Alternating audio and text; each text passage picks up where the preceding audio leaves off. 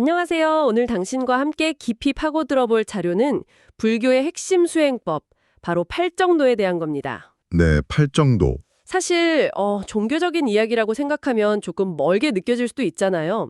근데 막상 자료를 보니까요. 이건 그런 차원의 이야기라기보다 뭐랄까 우리가 일상에서 겪는 스트레스나 괴로움에서 벗어나기 위한 아주 구체적인 삶의 사용 설명서 같다는 느낌을 받았어요. 맞아요. 아주 실용적인 가이드라인이죠. 특히 그 쾌락이나 고행 같은 극단을 피하는 중도의 길이라고 하는데 이 균형 잡힌 접근법이 오늘날 우리한테 어떤 의미가 있을지 한번 제대로 탐구해 보시죠. 네. 그리고 시작하기 전에 이거 하나는 꼭 짚고 넘어가고 싶어요. 이 8가지가 무슨 게임 퀘스트처럼 1단계 깨고 2단계 넘어가고 이런 식이 아니라는 점이에요. 아, 순서대로가 아니군요. 네, 오히려 우리 정신의 운영체제, OS를 통째로 업그레이드하는 것에 더 가까워요. 8가지 요소가 서로 막 맞물려서 돌아가면서 시스템 전체의 성능을 끌어올리는 방식이거든요. 와, 운영체제 업그레이드. 비유가 확 와닿는데요. 그래서 오늘 이 8가지를 자료에서 설명하는 큰 틀, 그러니까 지혜, 도덕적 실천, 그리고 정신 수양, 이 3가지로 묶어서 보면 전체 그림이 훨씬 잘 보일 겁니다. 알겠습니다. 그럼 첫 번째 파트, 지혜부터 시작해 보죠. 근데 좀 의아한 게 있어요. 어떤 점이요? 보통 이런 실천법은 살생하지 마라 같은 딱 떨어지는 행동 강령부터 시작할 것 같거든요. 근데 왜 가장 추상적으로 보이는 지혜가 맨 앞에 나오는 걸까요?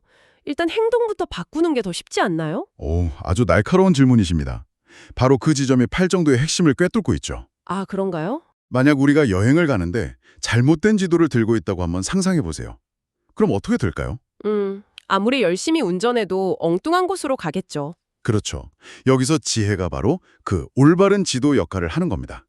첫 번째 요소인 정견, 바른 견해라는 게 바로 그거예요. 세상이 어떤 원리로 돌아가는지, 내 괴로움이 어디서 오는지 명확히 이해하는 것. 아, 이건 맹목적으로 믿는 게 아니라 이치를 이해하는 거죠.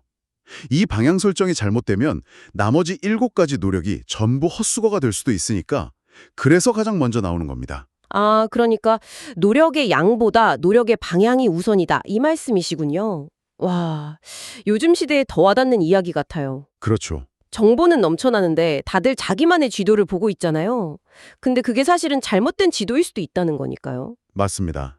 특히 요즘 필터 버블이니 확증 태양이야 하는 현상을 생각하면 이 정견의 중요성은 더 커지죠. 네네. 내가 보고 싶은 것만 보고 믿고 싶은 것만 믿는 게 아니라 현실을 있는 그대로 보려는 어떤 지적인 용기.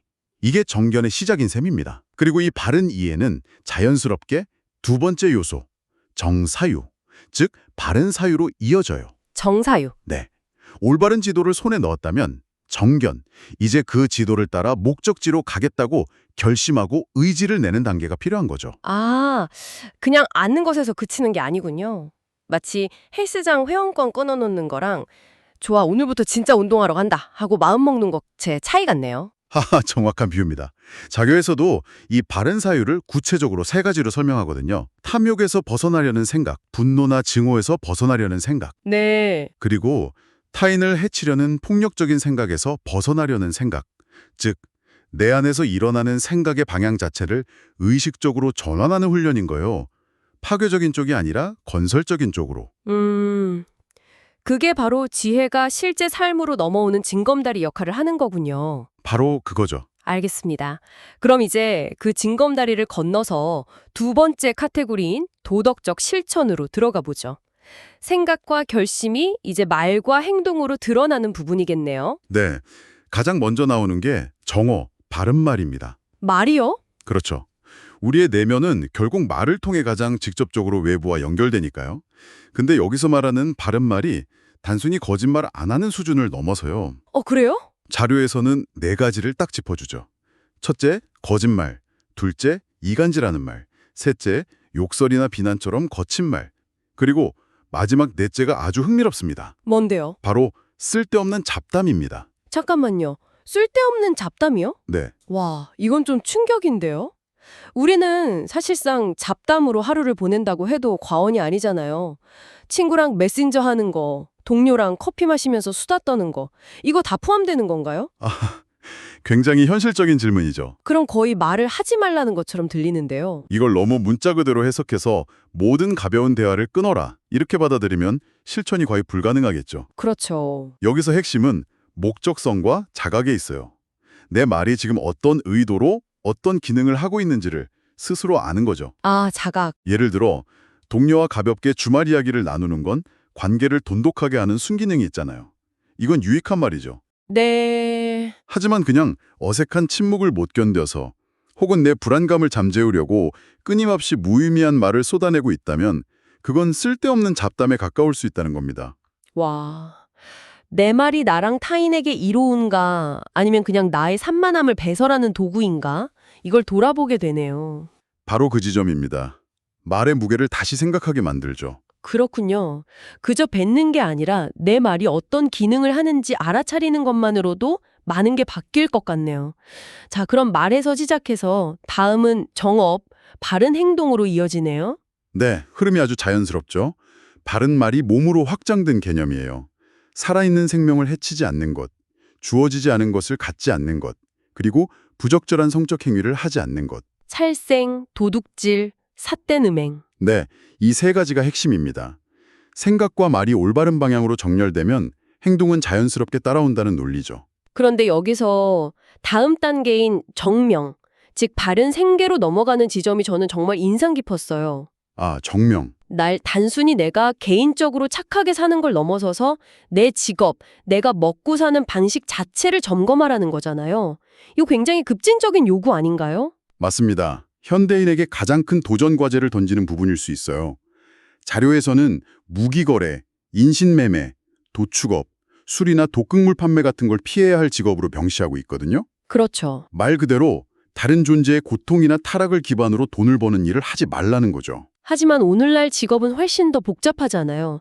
예를 들어 제가 패스트 패션 회사에서 일한다면 이건 환경 파괴랑 노동력 착취에 기여하는 걸까요? 아니면 건강에 안 좋은 가공식품 광고하는 마케터는요? IT 기업 개발자인데 이게 사용자의 데이터를 좀 부적절하게 이용하는 서비스라면요. 이 경계가 너무 모호한데요. 바로 그 모호함 속에서 고민하는 것 자체가 정명의 실천입니다.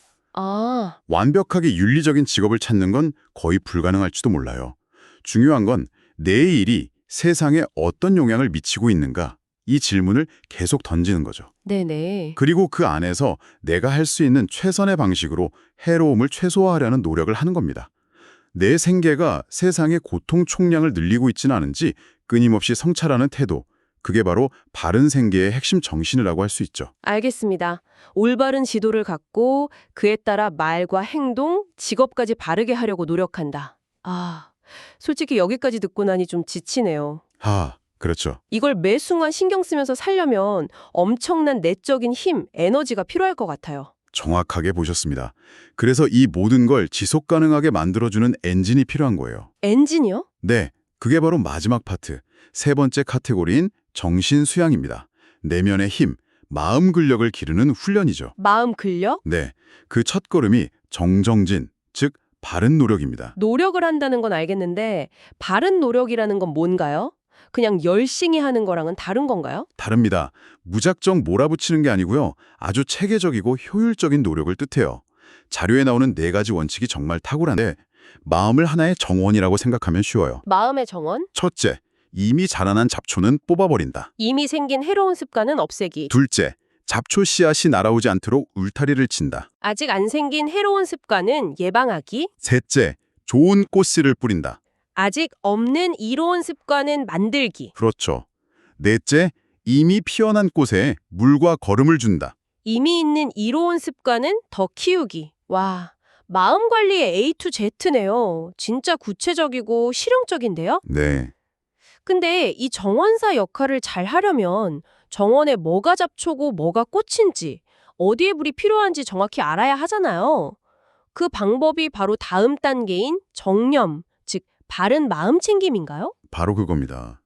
정념은 지금 이 순간 내 안에서 무슨 일이 일어나고 있는지를 있는 그대로 알아차리는 능력입니다. 알아차리는 능력. 네, 내 몸의 감각, 내 마음의 느낌, 그리고 내 생각의 흐름을 마치 제3자가 관찰하듯 지켜보는 거죠. 그게 말처럼 쉽지는 않을 것 같은데요. 예를 들어서 누가 저를 화나게 해서 머리끝까지 화가 났을 때 그걸 그냥 지켜본다는 게 가능한가요? 보통은 그 화에 완전히 사로잡혀서 소리를 지르거나 상대를 비난하게 되잖아요. 바라본다는 게 너무 수동적으로 들리기도 하고요. 오히려 그 반대입니다. 이건 가장 능동적인 마음의 작용이에요. 능동적이요? 네. 화에 휩쓸려 소리 지르는 건 사실 자극에 대한 자동 반사, 그러니까 수동적인 반응에 가깝지만, 하지만 정념은 그 자극, 화와 나의 반응, 소리 지르기 사이에 의식적인 공간을 만들어내요. 아, 공간. 아, 지금 내 안에서 화라는 감정이 엄청나게 일어나고 있구나. 심장이 뛰고 얼굴이 뜨거워지네. 라고 알아차리는 순간 나는 더 이상 그 화와 동일시되지 않아요. 화는 그저 내 마음을 지나가는 하나의 현상이 되는 거죠. 그리고 그 공간 안에서 우리는 선택을 할 수 있게 됩니다. 여기서 소리를 지를까? 아니면 잠시 심호흡을 하고 차분하게 내 의견을 말할까? 이 선택의 힘을 되찾아오는 게 바로 마음챙김의 위력이에요. 자극과 반응 사이의 공간을 만든다. 와, 이 말이 정말 강력하게 다가오네요. 결코 수동적인 게 아니죠. 모든 실수를 줄이고 관계를 개선할 수 있는 열쇠가 거기에 있는 것 같아요. 이렇게 마음을 알아차리는 훈련이 깊어지면 어떻게 되나요? 그렇게 마음을 계속 알아차리다 보면 쉴 새 없이 날뛰던 생각과 감정의 파도가 점차 잠잠해집니다. 마음의 소란이 가라앉고 깊고 고요한 안정 상태에 이르게 되죠. 아, 이것이 바로 마지막 8번째 요소인 정정, 즉 바른 집중 또는 바른 산매입니다. 마음이 불필요한 곳에 에너지를 낭비하지 않고 원하는 대상에 온전히 집중할 수 있는 최상의 상태가 되는 거죠. 그렇군요. 그럼 이 8가지가 여기서 끝나는 건가요? 아닙니다. 바로 이 지정에서 이 모든 과정이 하나의 완벽한 원을 그리면서 연결돼요. 아, 또 연결이 돼요. 네. 우리가 맨 처음 이야기했던 첫 번째 요소, 정견 기억하시죠? 네, 바른 견해. 처음에는 책을 읽거나 들어서 머리로 이해했던 그 지혜가 이 깊은 집중, 정정의 상태에 이르렀을 때 비로소 가슴으로 체험하는 진짜 지혜로 바뀝니다. 와, 세상의 이치를 이론이 아니라 내면의 깊은 통찰로 직접 확인하게 되는 거죠. 그렇게 깊어진 지혜는 다시 우리의 사유와 말과 행동을 더 올바르게 만들고 그 올바른 실천은 다시 우리 마음을 더 깊은 집중으로 이끌어주고요. 아, 선선한 구조네요. 맞습니다. 지혜가 실천을 이끌고 실천이 정신수양을 낳고 그 정신수양이 다시 지혜를 완성하는 아름다운 선순환 구조가 만들어지는 겁니다. 와, 8개의 길이 따로 노는 게 아니라 이렇게 하나의 거대한 바퀴가 되어서 우리를 성장시키는 거군요. 정말 정교하게 설계된 시스템이라는 생각이 듭니다. 그렇죠. 오늘 우리가 함께 살펴본 8정도는 단순히 지켜야 할 8개의 규칙 목록이 아니었네요.